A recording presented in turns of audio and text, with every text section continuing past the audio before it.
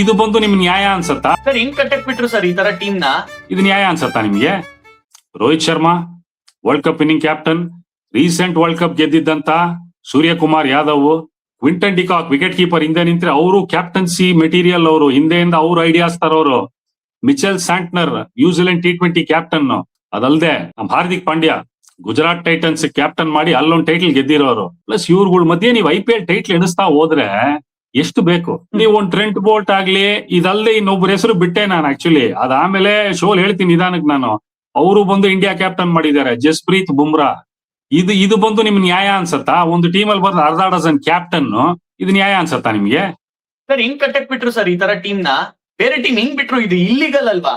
ಇದು ಅಕ್ಷಮ್ಯ ಅಲ್ವಾ ಈ ತರ ಟೀಮ್ ಕಟ್ಟಕ್ ಬಿಡೋದು? 10 ಟೀಮ್ ಇರ್ಬೇಕಾರೆ ನೀವು ಕಟ್ಟಕ್ ಬಿಡ್ಬೇಕಾರ ಅಲ್ಲಿ ಹೋಗಿ ಇಟಿಕೆ ಮರಳು ಏನಿತ್ತು ಅದನ್ನೆಲ್ಲ ಕತ್ಕೊಂಡ್ ಬರ್ಬೇಕಾಗಿತ್ತು ರಾತ್ರಿ ರಾತ್ರಿ. ನೀವು ಬಿಟ್ಟು ಎಲ್ಲ ಅವ್ರು ಬಂದು ಸಾಮ್ರಾಜ್ಯನೇ ಕಟ್ಕೊಂಡ್ ಮೇಲೆ ಬಂದ್ಬಿಟ್ಟು ನಾವ್ ಇವಾಗ ಕಂಪ್ಲೇಂಟ್ ಫೈಲ್ ಮಾಡ್ತೀವಿ, ಡಿವಿಯೇಷನ್ ಇದೆ ಇದ್ರಲ್ಲಿ, ಅದನ್ನ ಹೆಂಗ್ ರೆಗ್ಯುಲರೈಸ್ ಮಾಡೋದು? ಇದೇನ್ ಕಾನೂನು ಆತರ ಎಲ್ಲ ಬರಲ್ಲ ಸ್ವಾಮಿ ಇದ್ರಲ್ಲಿ.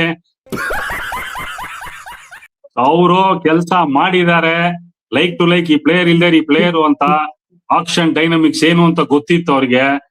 ಸೂಪರ್ ಆಗಿರುವಂತ ಟೀಮ್ ನ ಬಂದು ಕಟ್ಟಿದ್ದಾರೆ ಇವ್ರು.